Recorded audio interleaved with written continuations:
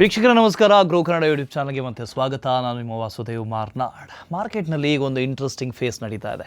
US Iran ಯುದ್ಧದ ಕಾರಣಕ್ಕೆ market full ಸುದ್ದಿಯಲ್ಲಿದೆ. ಕಳೆದ ಒಂದು ತಿಂಗಳಲ್ಲಿ ನಿಫ್ಟಿ 50 ಕೂಡ ಸುಮಾರು 8% ಡೌನ್ ಆಗಿದೆ. ಹೀಗಿರುವಾಗ ಪ್ರತಿಯೊಬ್ಬ ಹೂಡಿಕೆದಾರನಿಗೂ ಮಾರ್ಕೆಟ್ ಬಿದ್ದಾಗ ಬೈ ಮಾಡಬೇಕು ಅಂತ ಅನಿಸುತ್ತೆ. ಆದರೆ ಇಲ್ಲಿ ತಮಾಷೆ ಏನು ಗೊತ್ತಾ, ಮಾರ್ಕೆಟ್ ಬಿದ್ದಿದೆ, ಈಗ ಬೈ ಮಾಡೋಣ ಅಂತಂದಾಗ ಮಾರ್ಕೆಟ್ ಮತ್ತೆ ಕೆಳಗೆ ಬೀಳುತ್ತೆ. ಹಾಗಾದರೆ ಇಂಥ ಟೈಮ್ನಲ್ಲಿ ಲೀಡಿಂಗ್ ಸ್ಟಾಕ್ಗಳನ್ನು ಹೇಗೆ ಹುಡುಕೋದು? ಸಿಂಪಲ್. ಹೀಗಿದ್ದಾಗ ರಿಲೇಟಿವ್ ಸ್ಟ್ರೆಂತನ್ನು ನೋಡಬೇಕು. ಯಾವ ಸೆಕ್ಟರ್ಸ್ ಅಥವಾ ಸ್ಟಾಕ್ಸ್ ಡೌನ್ ಆಗ್ತಾ ಇಲ್ಲ ಅಥವಾ ತಮ್ಮ ಆಲ್ ಟೈಮ್ ಹೈ ಹತ್ತಿರ ಇದ್ದಾವೆ ಅಂಥ ಸ್ಟಾಕ್ಸನ್ನು ನಿಮ್ಮ ರಿಸರ್ಚ್ ಲಿಸ್ಟ್ನಲ್ಲಿ ಇರಬೇಕು. ಇದನ್ನು ಒಂದು ಹಿಸ್ಟಾರಿಕಲ್ ಎಕ್ಸಾಂಪಲ್ ಮೂಲಕ ಅರ್ಥ ಮಾಡಿಸ್ತೀನಿ. ಕೋವಿಡ್ ಟೈಮ್ನಲ್ಲಿ ಸುಮಾರು ಜನವರಿ ಎಂಡ್ನಿಂದ ಮಾರ್ಚ್ನವರೆಗೆ ಮಾರ್ಕೆಟ್ ಫಾಲ್ ಆಗ್ತಾನೆ ಬಂತು.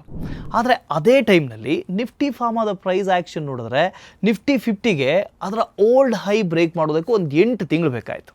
ಆದರೆ ನಿಫ್ಟಿ ಫಾರ್ಮಾ ಜಸ್ಟ್ 3 ವಾರದಲ್ಲಿ ಬ್ರೇಕ್ ಮಾಡ್ತು. ಒಂದು ಸ್ಟ್ರಾಂಗ್ ಮೊಮೆಂಟಮನ್ನು ತೋರಿಸ್ತು. ಇಂಡೆಕ್ಸ್ ಮಾತ್ರ ಅಲ್ಲ, ಕೋವಿಡ್ನ ನಂತರ ಇಂಡಿವಿಜುವಲ್ ಸ್ಟಾಕ್ಸ್ ನೋಡಿದ್ರೆ ಫಾರ್ಮಾ API ಸ್ಟಾಕ್ಸ್ 4ರಿಂದ 5x ರ್ಯಾಲಿ ಕೊಟ್ಟು. ಈಗ ಪ್ರೆಸೆಂಟಿಗೆ ಬರೋಣ. ಈಗ ಮಾರ್ಕೆಟ್ನಲ್ಲಿ ವೀಕ್ನೆಸ್ ಇದೆ, ಭಯ ಇದೆ. ಸೊ ಇಂಥ ಟೈಮ್ನಲ್ಲೂ ಕೆಲವು ಕಂಪನಿಗಳ ಸ್ಟಾಕ್ಸ್ ಮಲ್ಟಿ ಇಯರ್ ಬ್ರೇಕ್ಔಟನ್ನು ತೋರಿಸ್ತಾ ಇದ್ದಾವೆ. ಹಾಗಾದರೆ ಬನ್ನಿ ಈ ವಿಡಿಯೋದಲ್ಲಿ ಅಂಥ ಕಂಪನಿಗಳನ್ನು ನೋಡೋಣ. ಮೊದಲ ಕಂಪನಿ ಅಡ್ವಾನ್ಸ್ಡ್ ಎಲೆಕ್ಟ್ರಾನಿಕ್ಸ್. ಇದಿಲ್ಲದೆ ನಮ್ಮ ಫೈಟರ್ ಜೆಟ್ಗಳು, ಸ್ಯಾಟಲೈಟ್ಸ್ಗಳು ಕಂಪ್ಲೀಟ್ ಆಗೋದೇ ಇಲ್ಲ. ಎರಡನೇ ಕಂಪ್ನಿ ಒಂದು ಎಂಜಿನಿಯರಿಂಗ್ ಪವರ್ ಹೌಸ್ ಕಂಪನಿ. ಕೃಷಿಯಿಂದ ಹಿಡ್ಕೊಂಡು ಡೇಟಾ ಸೆಂಟರ್ನವರೆಗೆ ಪವರ್ ಸಪ್ಲೈ ಮಾಡುತ್ತೆ. ಮೂರನೇ ಕಂಪ್ನಿ ಫಾರ್ಮಾ ಸೆಗ್ಮೆಂಟಲ್ಲಿ ಆಪ್ರೇಟ್ ಮಾಡುತ್ತೆ. ಕಾಂಪಿಟೇಷನ್ ಕಮ್ಮಿ ಇದೆ, ಅಂಥ ಕಂಪ್ನಿ ಇದು. ವೆಲ್, ಈಗ ಸ್ಟ್ರೈಟಾಗಿ ವಿಡಿಯೋ ಬರೋಣ. ನೀವು ಇನ್ನೂ ನಮ್ಮ ಚಾನಲ್ನ ಸಬ್ಸ್ಕ್ರೈಬ್ ಮಾಡಿಲ್ಲ ಅಂದರೆ ಈಗಲೇ ಸಬ್ಸ್ಕ್ರೈಬ್ ಮಾಡಿ. ಏನಾದರೂ ಡೌಟ್ಸ್ ಇದ್ದರೆ ಕಮೆಂಟ್ನಲ್ಲಿ ಹೇಳಿ.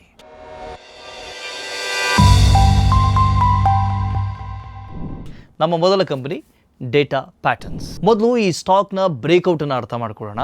ಮೊದಲಿಗೆ ಈ ಸ್ಟಾಕ್ 1819 ಬಳಿ ಸಪೋರ್ಟನ್ನು ತಗೊಂಡಿತ್ತು. ಆಮೇಲೆ ಅದೇ ಲೆವೆಲ್ಗೆ ಮತ್ತೆ ಬಂದಾಗ ಫೇಕ್ ಬ್ರೇಕ್ ಡೌನನ್ನು ಕೊಡ್ತು. ಆದರೆ ತಕ್ಷಣ ಲೆವೆಲ್ ರೀಕ್ಲೇಮ್ ಮಾಡ್ತು.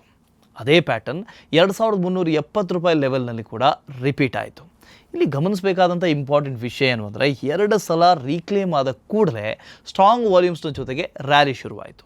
ಮೊಮೆಂಟಮ್ ಟ್ರೇಡಿಂಗ್ನಲ್ಲಿ ಈ ಥರದ ಟೈಟಿಂಗ್ ಪ್ರೈಸ್ ಆ್ಯಕ್ಷನನ್ನು VCP ವೊಲ್ಯಾಟಿಲಿಟಿ ಕಾಂಟ್ರಾಕ್ಷನ್ ಪ್ಯಾಟರ್ನ್ ಅಂತ ಕರೀತಾರೆ. ಇದರಲ್ಲಿ ಸ್ಟಾಕ್ನ ಅಪ್ ಡೌನ್ ರೇಂಜ್ ಮತ್ತು ವೊಲ್ಯಾಟಿಲಿಟಿ ನಿಧಾನವಾಗಿ ಕಮ್ಮಿ ಆಗುತ್ತೆ.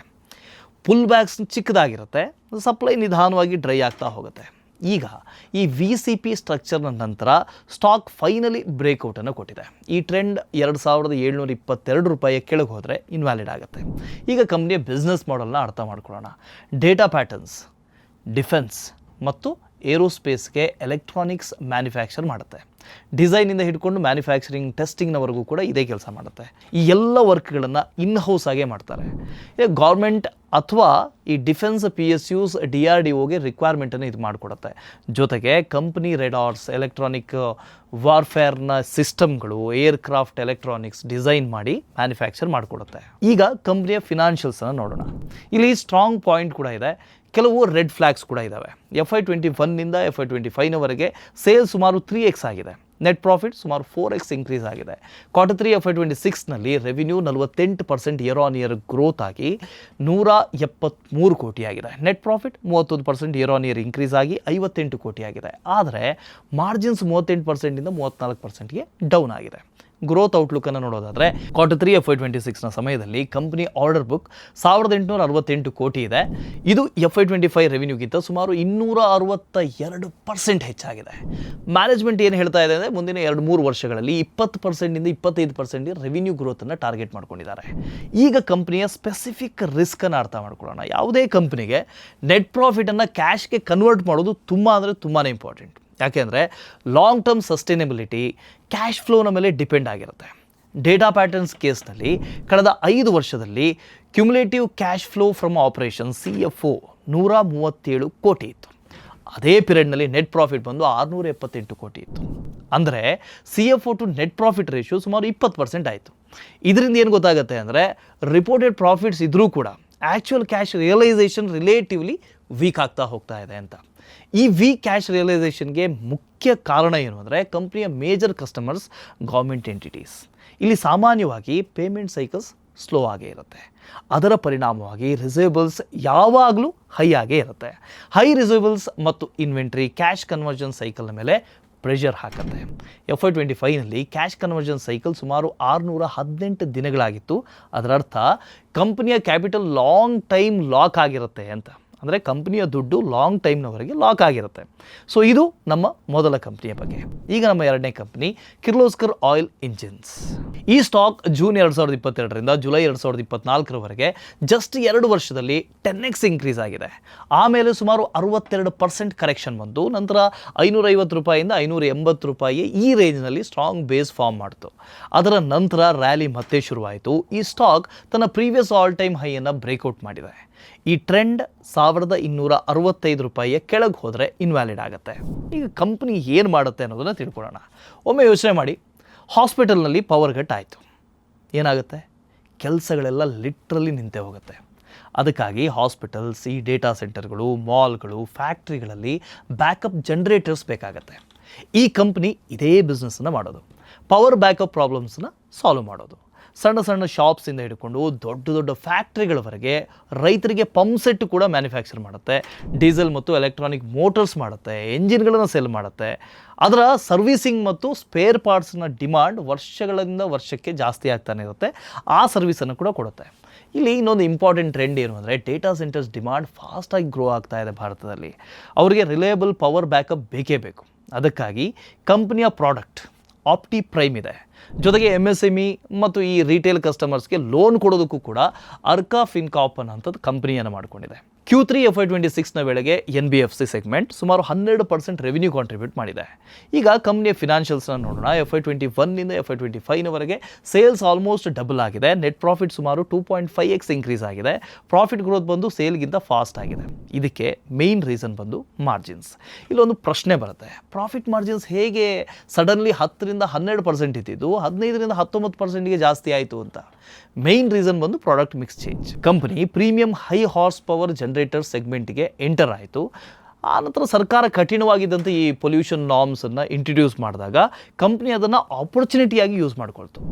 New technology based CPCB4+ generators launch ಮಾಡಿ ಈ ಮಾರ್ಕೆಟ್ನಲ್ಲಿ ಅಡ್ವಾಂಟೇಜನ್ನು ತೆಗೆದುಕೊಳ್ಳೋದಕ್ಕೆ ಮುಂದಾಯಿತು. Q3 FY26ನಲ್ಲಿ Kirloskar oil engines revenue 29% year on year grow ಆಗಿ 1873 ಕೋಟಿ ಆಯಿತು. ಈ ಪವರ್ ಜನರೇಷನ್ ಸೆಗ್ಮೆಂಟ್ನಲ್ಲಿ 44% ಗ್ರೋತ್ ತೋರಿಸ್ತು. ಆದರೆ ಬಿಗ್ಗೆಸ್ಟ್ ಜಂಪ್ ಬಂದಿದ್ದು ಹೈ ಹಾರ್ಸ್ ಪವರ್ ಸೆಗ್ಮೆಂಟಿಂದಾಗಿ. ಇದು ಮ್ಯಾಸಿವ್ 235% ಗ್ರೋತ್ ರಿಪೋರ್ಟ್ ಮಾಡಿದೆ. ಈಗ ಬ್ಯಾಲೆನ್ಸ್ ಶೀಟನ್ನು ಒಮ್ಮೆ ನೋಡೋಣ. FY21ನಿಂದ ಒಂದು ಡೌಟ್ ಬರ್ತಾ ಇದೆ, ಬಾರೋವಿಂಗ್ಸ್ ಯಾಕೆ ಇಷ್ಟೊಂದು ಜಾಸ್ತಿ ಇದೆ ಅಂತ, ಕ್ಯಾಶ್ ಫ್ಲೋ ಫ್ರಮ್ ಆಪರೇಷನ್ಸ್ ಯಾಕೆ ಕನ್ಸಿಸ್ಟೆಂಟ್ಲಿ ನೆಗೆಟಿವ್ ಆಗ್ತಾ ಇದೆ ಅಂತ. ಇದನ್ನು ಕ್ಲಿಯರ್ ಮಾಡ್ಕೊಳ್ಳೋಣ. ಕಂಪ್ನಿಗೆ ಒಂದು NBFC ಸಬ್ಸಿಡರಿ ಇದೆ, ಅರ್ಕಾ ಫಿನ್ಕ್ಯಾಪ್ ಅಂತ. ಇದರ ಬಿಸ್ನೆಸ್ ಮಾಡೆಲ್ ಬಂದು ತುಂಬಾ ಸಿಂಪಲ್. ಬ್ಯಾಂಕ್ಸಿಂದ ಲೋ ರೇಟ್ನಲ್ಲಿ ಹಣ ತಗೊಳ್ಳೋದು, ಬಾರೋ ಮಾಡೋದು, ಅದನ್ನು ಬಿಸ್ನೆಸ್ಗಳಿಗೆ ಹೈ ರೇಟ್ಗೆ ಸಾಲ ಕೊಡೋದು. ಅಂದರೆ ಅರ್ಕಾ ಒಂದು MSMEಗೆ 100 crores ಅಂದರೆ 100 ಕೋಟಿ ಲೋನ್ ಕೊಟ್ಟರೆ ಆ 100 ಕೋಟಿ ಕ್ಯಾಶ್ ಫ್ಲೋ ಸ್ಟೇಟ್ಮೆಂಟ್ನಲ್ಲಿ ಕ್ಯಾಶ್ ಫ್ರಮ್ ಆಪರೇಷನ್ಸ್ ಅಡಿಯಲ್ಲಿ ಔಟ್ಫ್ಲೋ ಆಗಿ ಕಾಣಿಸುತ್ತೆ. ಆದರೆ ಅದು ಲಾಸ್ ಅಲ್ಲ, ಅದೇ ಅವರ ಕೋರ್ ಬಿಸ್ನೆಸ್. ಈಗ H1 FY26ನ ವೇಳೆಗೆ ಬಾರೋವಿಂಗ್ಸ್ 5526 ಕೋಟಿ ಇತ್ತು. ಆಲ್ಮೋಸ್ಟ್ ಈ entire amount Arka loan book fund ಮಾಡೋದಕ್ಕೆ ಯೂಸ್ ಆಗಿದೆ. ಸ್ಟ್ಯಾಂಡ್ ಅಲೋನ್ ಲೆವೆಲ್ನಲ್ಲಿ ನೋಡಿದ್ರೆ ಬಾರೋವಿಂಗ್ಸ್ 100 ಕೋಟಿಗಿಂತ ಕಮ್ಮಿ ಇದೆ. ಬ್ಯಾಲೆನ್ಸ್ ಶೀಟ್ನ ಸೈಜ್ಗೆ ಹೋಲಿಸಿದ್ರೆ ಇದು ಕಂಫರ್ಟೇಬಲ್ ಇದೆ. ಅದೇ ಸಮಯದಲ್ಲಿ stand alone CFO consistently positive ಇದೆ. ಕಳೆದ 5 ವರ್ಷಗಳ cumulative CFO to net profit ratio 132% ಇದೆ. ಇದು ಏನು ತೋರಿಸುತ್ತೆ ಅಂತ ಹೇಳಿದ್ರೆ ಕಂಪ್ನಿ ಸ್ಟ್ರಾಂಗ್ ಕ್ಯಾಶ್ ರಿಯಲೈಸೇಷನ್ ಮಾಡ್ತಾ ಇದೆ ಅಂತ. ಈಗ ಈ ಕಂಪ್ನಿಯ ಗ್ರೋತ್ ಔಟ್ಲುಕ್ಕನ್ನು ನೋಡೋಣ. ಮ್ಯಾನೇಜ್ಮೆಂಟ್ ಕ್ಲಿಯರ್ ಆಗಿ ತನ್ನ 5 ವರ್ಷದ ಮುಂದಿನ ಸ್ಟ್ರಾಟಜಿಯನ್ನು ಅನೌನ್ಸ್ ಮಾಡಿಬಿಟ್ಟಿದೆ. FY30 ವೇಳೆಗೆ ಕಂಪ್ನಿ 2 ಬಿಲಿಯನ್ ರೆವಿನ್ಯೂ ಅಚೀವ್ ಮಾಡುವಂಥ ಟಾರ್ಗೆಟನ್ನು ಇಟ್ಕೊಂಡಿದೆ. ಅಂದರೆ ಫಿನಾನ್ಷಿಯಲ್ ಇಯರ್ 2030ವರೆಗೆ ಪ್ರತಿ ವರ್ಷ ಸುಮಾರು 25% ಸೇಲ್ಸ್ ಗ್ರೋತ್ ಮಾಡಬೇಕು ಅಂತ. ಇನ್ವೆಸ್ಟರ್ಸ್ ಈ ಗೈಡೆನ್ಸನ್ನು ಕ್ವಾರ್ಟರ್ ಆನ್ ಕ್ವಾರ್ಟರ್ ಟ್ರ್ಯಾಕ್ ಮಾಡ್ತಾ ಇರಬೇಕು.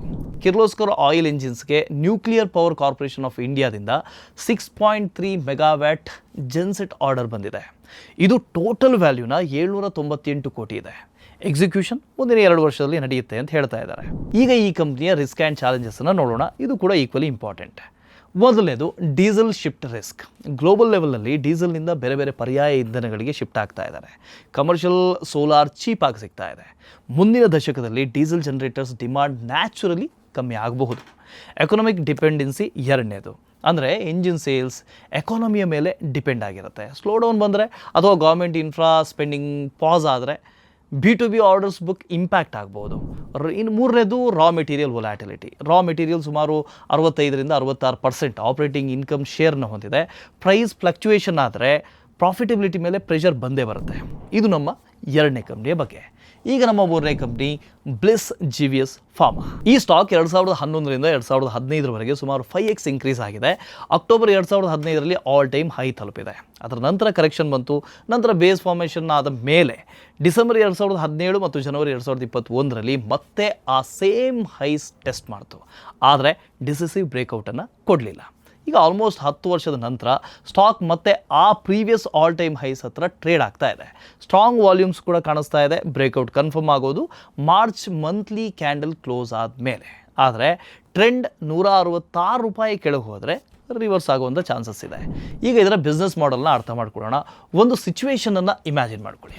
ಒಬ್ಬ ಮಗು ಮಲೇರಿಯಾದಿಂದ ಬಳಲ್ತಾ ಇದೆ. ಅದು ಸಿವಿಯರ್ ಮಲೇರಿಯಾದಿಂದ ಬಳಲ್ತಾ ಇದೆ. ವಾಮಿಟಿಂಗ್ನ ಕಾರಣದಿಂದಾಗಿ ಟ್ಯಾಬ್ಲೆಟ್ ತಗೊಳ್ಳೋಕ್ಕಾಗ್ತಾ ಇಲ್ಲ. ಏನು ಟ್ಯಾಬ್ಲೆಟ್ ತೊಗೊಂಡ್ರು ವಾಂತಿ ಆಗ್ತಾ ಇದೆ. ಹಾಗಾದರೆ ಮೆಡಿಸಿನ್ನ ಹೇಗೆ ತಗೊಳ್ಳೋದು? ಇಲ್ಲಿ ಬ್ಲಿಸ್ GVS ಫಾರ್ಮಾ ಬರುತ್ತೆ.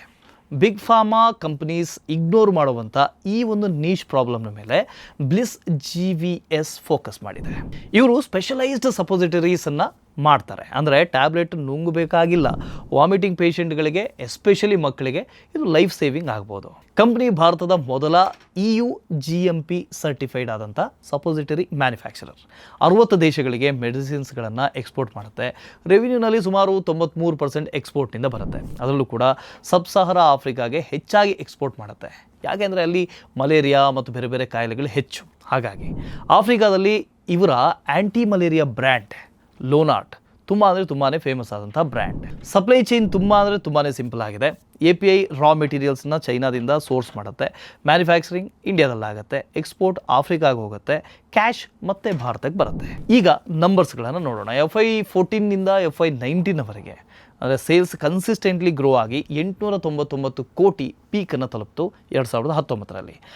ಆಮೇಲೆ FY20, FY21 ಇಲ್ಲಿ ಶಾರ್ಪ್ ಡಿಕ್ಲೈನ್ ಬಂತು. ಮೇನ್ ರೀಸನ್ ಏನು ಅಂದರೆ ಇದಕ್ಕೆ ಕೀನ್ಯಾ ಕ್ಲಿನಿಕ್ ಬಿಸ್ನೆಸ್. ಅಂದರೆ 2018ರಲ್ಲಿ ಆಫ್ರಿಕಾದಲ್ಲಿ ಪೊಲಿಟಿಕಲ್ ಇಶ್ಯೂಸ್ ಕಾರಣದಿಂದಾಗಿ ರೆಗ್ಯುಲೇಟರಿ ರಿಸ್ಕ್ ಜಾಸ್ತಿ ಆಯಿತು. ಇದರಿಂದಾಗಿ ಮ್ಯಾನೇಜ್ಮೆಂಟ್ ಕ್ಲಿನಿಕ್ ಬಿಸ್ನೆಸ್ಸನ್ನು ಸೇಲ್ ಮಾಡ್ತು. ಮತ್ತು ಕೋವಿಡ್ ಸಪ್ಲೈ ಚೈನ್ ಡಿಸ್ಟರ್ಬ್ ಮಾಡ್ತು.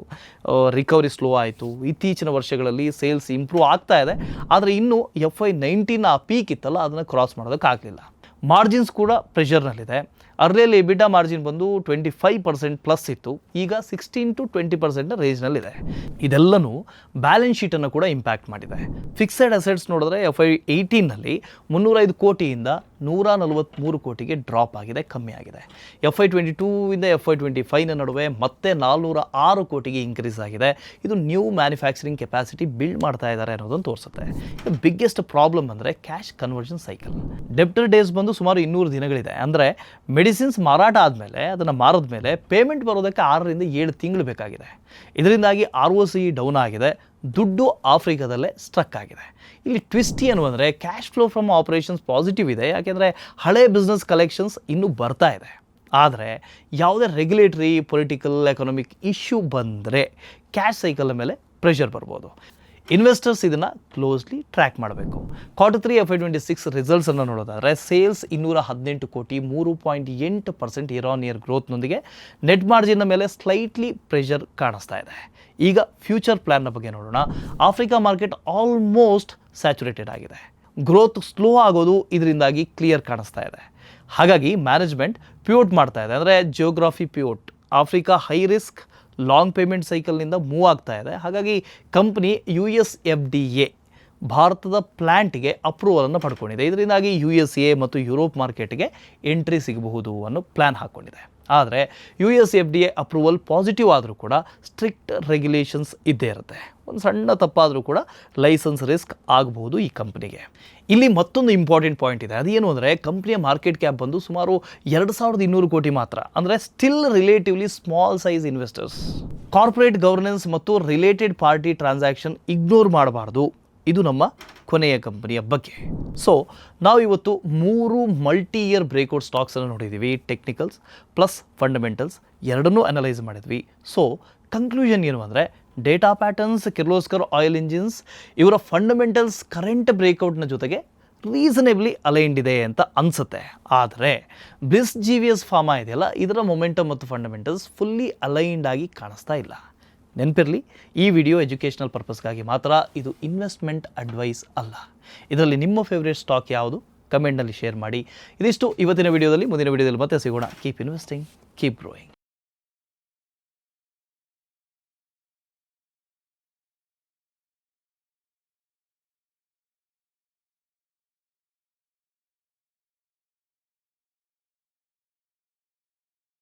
Investment in securities market are subject to market risks. Read all the related documents carefully before investing. Please read the risk disclosure documents carefully before investing in equity shares, derivatives, mutual fund, and or other instruments traded on the stock exchanges.